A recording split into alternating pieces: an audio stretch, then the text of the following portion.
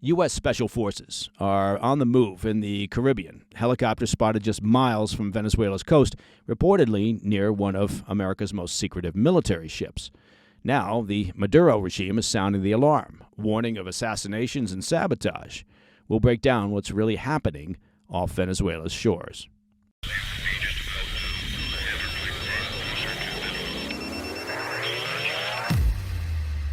We're starting today in the Caribbean, where we continue to keep an eye on America's growing military presence. Over the past week, more indications have surfaced that U.S. Special Operations Forces are active in the region, operating just off of Venezuela's coast, and of course raising anxiety levels within the Maduro regime. According to multiple reports, several U.S. military helicopters, including Black Hawks and other aircraft tied to Special Operations units, have been spotted near the island of Trinidad and Tobago, just about 7 miles from Venezuela's northern coast. To give you a sense of just how close this American activity is, on a clear day, you can actually see Venezuela's shoreline from parts of Trinidad. It's kind of like seeing Russia from Alaska. A Venezuelan outlet, El Nacional, and others cite flight trackers and local observers who say the aircraft may be operating from the MV Ocean Trader. That's a converted cargo ship designed to serve as a mobile base for U.S. Navy SEALs and other special operations teams. Now, we first reported on that ship here on the PDB last week. The Ocean Trader is one of the U.S. military's most secretive vessels, often deployed for clandestine missions that require a small footprint and maximum flexibility. It's capable of launching helicopters, small boats, and underwater drones, essentially a floating special ops command post. So its appearance in Caribbean waters this close to Venezuela is raising eyebrows. Washington hasn't confirmed any new deployment, but U.S. officials have said in recent months that the region has become a focal point for counter-narcotics and anti-trafficking operations. Venezuela, meanwhile, remains one of the largest transit hubs for cocaine headed to the U.S. and Europe. Still, this buildup appears larger and more coordinated than just routine patrols, and it has caught Caracas off guard. That may explain the increasingly anxious tone now coming from the Venezuelan government. The nation's defense minister, Vladimir Padrino Lopez, took to national television this week, warning that the U.S. could be preparing to send special forces into Venezuela to carry out, quote, targeted assassinations and, quote, sabotage missions. He accused Washington of attempting to destabilize the country from within, language that we've heard before, but this time with a sense of urgency rarely seen from that regime. State-controlled media has echoed those warnings, portraying the movement of U.S. aircraft as part of a plot to topple the government or eliminate key officials. Privately, intelligence sources suggest these statements reveal something else, a growing unease within Maduro's inner circle, perhaps even fear that an American covert operation could already be underway. That unease only deepened this week with a new claim from President Maduro. On Tuesday, Maduro announced that the Venezuelan security forces had foiled what he called a, quote, false flag bombing plot targeting the U.S. Embassy in Caracas. According to Maduro's version of events, extremist elements linked to the opposition planned to detonate explosives near the embassy and blame the attack on his government, creating a pretext for U.S. military action. He offered no evidence and named no suspects, but he praised his security services, well done, fellas, for preventing what he described as a, quote, imperialist provocation. Now, it's worth noting that the U.S. Embassy in Caracas has been closed for years. Washington pulled its diplomats and suspended operations there back in 2019, after the collapse of formal relations between the two countries. So the building still stands, but it has been empty ever since then. It's unclear what anybody had to gain from bombing an empty embassy. But it is clear that Maduro probably should spend a bit more time dreaming up his disinformation scenarios. Still, it is a familiar playbook. By framing himself as the victim of U.S. aggression, Maduro can try to rally loyalists, justify new internal crackdowns, and divert attention from his country's worsening economic crises. The so-called foiled attack may also serve as cover for future arrests of opposition figures or activists accused of being foreign agents. At the same time, U.S. officials have not commented publicly on any of these accusations, but the broader context is clear. Relations between Washington and Caracas have deteriorated sharply in recent weeks. Diplomatic back channels have gone silent, and both sides appear to be preparing for a prolonged standoff. For the U.S., the presence of the ocean trader and other assets in the Caribbean sends a simple message. Washington is keeping its options open. For Maduro and his relatively small circle of close confidants, it's an unnerving reminder that his regime is surrounded by American power just beyond his coastline. A quick note. The 5th episode of our special podcast series, The Day the World Almost Ended, I know it's a very cheery title, comes out next week. Now, if you've missed the first 4 episodes, now's the time to catch up. They're all available for our members at pdbpremium.com. By signing up as a premium member of the President's Daily Brief, you'll also be able to listen to the PDB ad-free. So I hope you'll take a few minutes and check it out. All right, coming up next, we'll have the latest on the Gaza ceasefire deal, plus new details on the Manchester synagogue attacker who pledged allegiance to ISIS just before his deadly assault. I'll be right back. Mike Baker here. Now, I've spent a large portion of my career out in the field. Long hours, tough terrain, no room for gear that can't keep up. And that's why I trust Brunt Workwear. That's B-R-U-N-T, Brunt, just like it sounds. Their field boots, for example, rugged, waterproof, and, this is important, comfortable right out of the box. There's no break-in needed. Brunt builds more than boots, though. Work pants, jackets, it's all of it built to perform. Durable, reliable, mission-ready. For those who get after it, Brunt's got your back. Brunt was tired of the workwear brands out there cutting corners. Look, you work too hard to be stuck in uncomfortable boots that don't hold up. So they built something better, boots that are insanely comfortable and built for any job site. For a limited time, our PDB listeners get $10 off at Brunt when you use code PDB at checkout.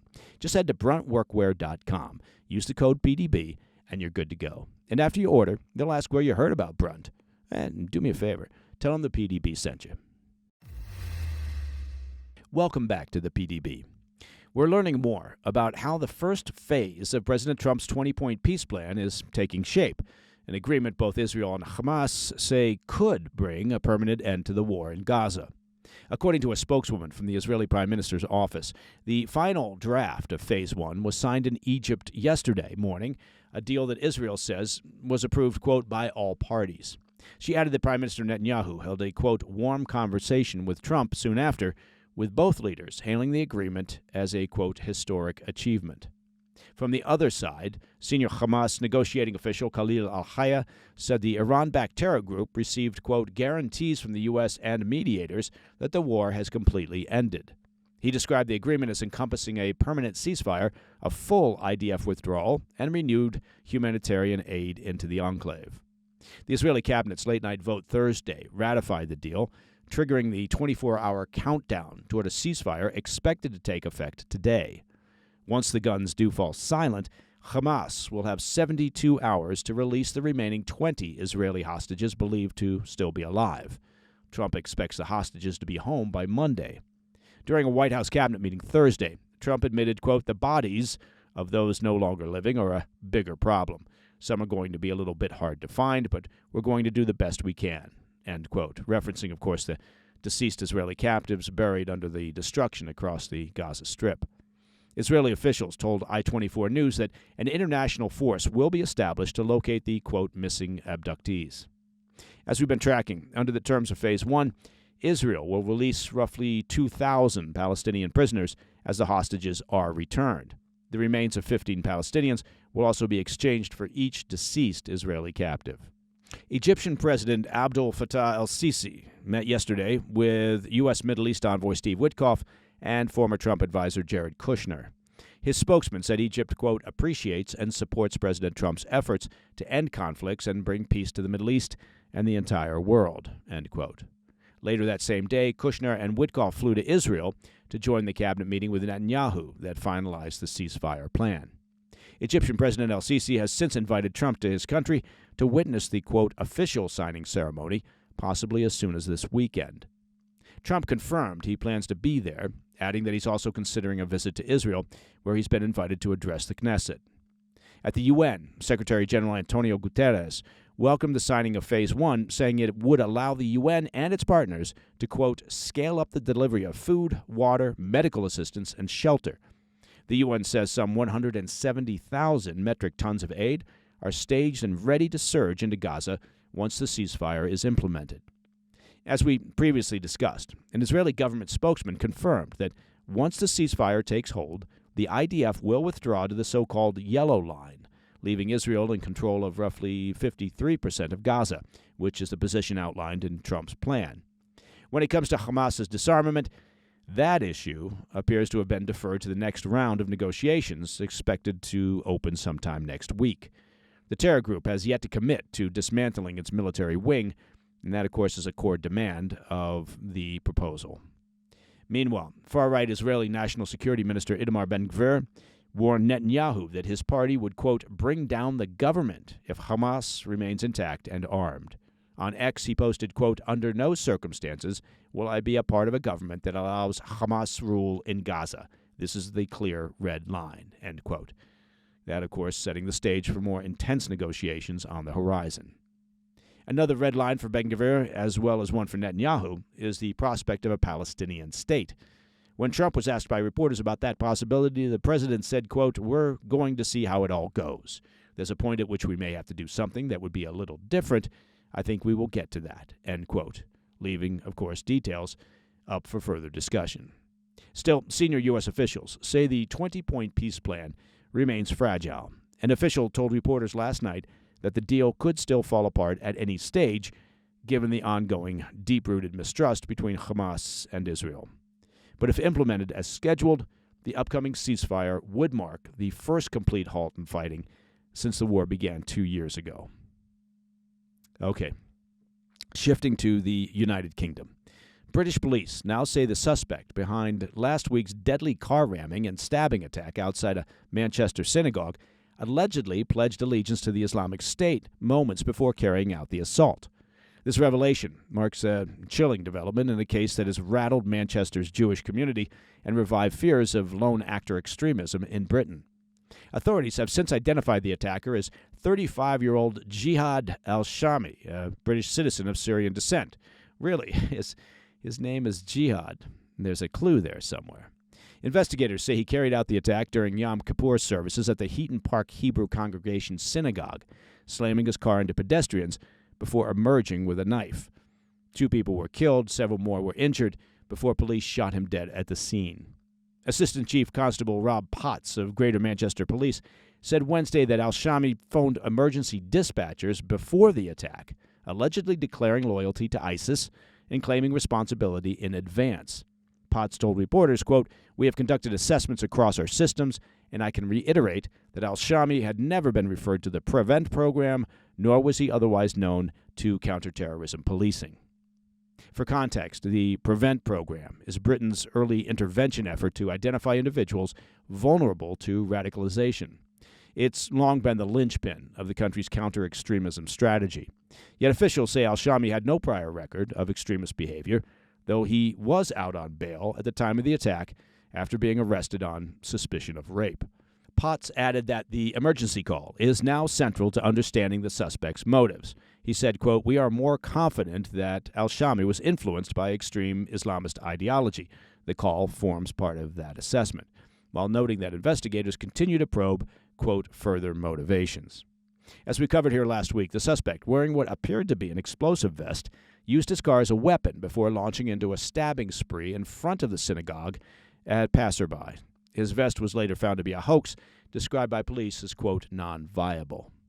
Potts confirmed that 3 people remain hospitalized and that one of the 2 fatalities may have been killed by police gunfire amid the chaos of the response. The attack tore through one of the holiest days on the Jewish calendar. As part of the expanding probe, authorities arrested 6 individual people, 3 men and 3 women, on suspicion of, quote, commission, preparation, and instigation of acts of terrorism. That's according to the Associated Press. 2 of them, a man and a woman, were later released, while 4 remain in custody as police examined potential links to al-Shami. Okay, coming up in the back of the brief, ICE takes down a Latin Kings member who allegedly tried to put a price on the head of the Border Patrol chief. More on that when we come back. Hey, Mike Baker here.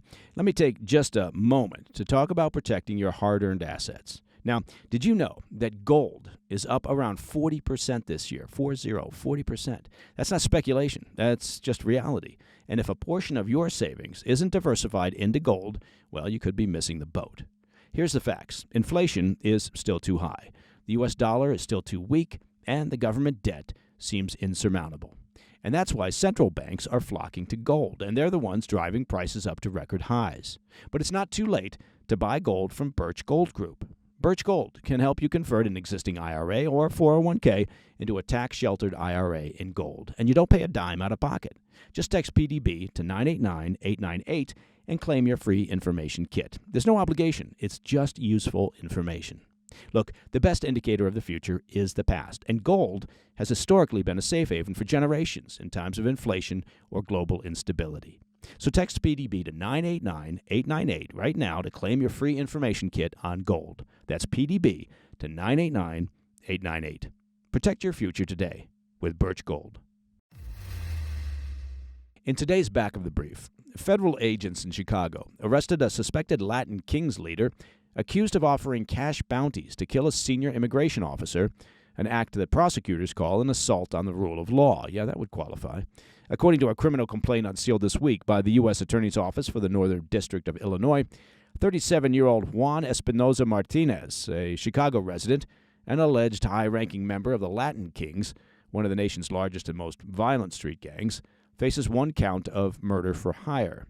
Investigators say Martinez used the media and text-sharing app Snapchat to circulate bounties offering, quote, $2,000 on information when you get him and $10,000 if you take him down, alongside a photograph of the intended target, Chief Gregory Bovino, Commander-at-Large of the U.S. Border Patrol. Bovino was in Chicago as part of Operation Midway Blitz, a multi-agency initiative targeting unlawful immigration networks and cartel-linked activity across the Midwest. Martinez was arrested Monday by ICE agents and remains in federal custody ahead of a detention hearing. U.S. Attorney Andrew Boutros condemned the alleged plot, calling it, quote, an attack on the rule of law and evidence of, quote, a profound contempt for human life and public safety. Prosecutors say Martinez, who entered the U.S. illegally from Mexico, continued directing Latin Kings activity while orchestrating the murder-for-hire scheme. The case reportedly escalated after a police-involved shooting on the 4th of October involving Border Patrol agents in a Chicago neighborhood. A confidential informant told investigators that Martinez ordered gang members to, quote, come and patrol the area, acquire firearms, and defend their territory against further law enforcement incursions. Screenshots included in the complaint show a flurry of Snapchat messages calling for retribution, among them the bounty posts targeting Chief Bovino. Assistant DHS Secretary Tricia McLaughlin said the case underscores the growing danger federal officers face from organized crime groups. She described Martinez as a, quote, depraved individual who does not value human life and threatens law enforcement, end quote. Federal officials say the arrest is part of a broader Justice Department effort to dismantle gang networks that have turned their attention to federal immigration personnel. If convicted, Martinez faces life in prison under federal statutes governing murder for hire related offenses. And that, my friends, is the President's Daily Brief for Friday, the 10th of October. Now, if you have any questions or comments, please reach out to me at pdb@thefirsttv.com. And, of course, as I'm sure you noticed this morning while making coffee, it's Friday, and we've made it through another week. Huzzah. As always, your reward is a brand new episode of the much-loved and occasionally acclaimed PDB Situation Report. This weekend's show takes a close look at the ceasefire agreement between Israel and Hamas, and also focuses on Venezuela as we try to figure out what the White House plans to do regarding the Nicolas Maduro crime syndicate. Regime. Sorry, Freudian slip. You can catch the new episode starting tonight at 10 p.m. on the First TV, and of course on our YouTube channel at President's Daily Brief and podcast platforms everywhere. I'm Mike Baker, and I'll be back later today with the PDB Afternoon Bulletin. Until then, stay informed, stay safe, stay cool. Hey, thanks for tuning in. If you enjoyed this video, don't forget to hit that like button and leave a comment, a really positive, nice, and kind comment. That would be appreciated. And if you're not already subscribed to our channel, make sure to subscribe and turn on notifications so you don't miss any of our daily updates.